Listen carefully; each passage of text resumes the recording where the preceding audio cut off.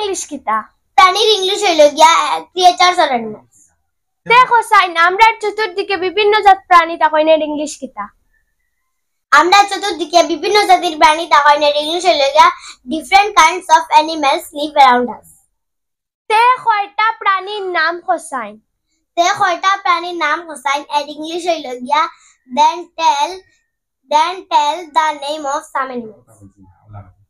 আমি এই কথার ইংলিশ হওয়ার কথা কইছি না। I have not said to tell the English of this sentence.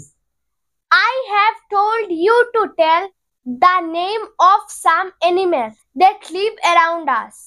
তে তুমি অ্যানিমাল কয়টার নাম বাংলাতে কও, আমি ইংলিশে কইব। Then tell the name of some animals in Bengali. I shall tell in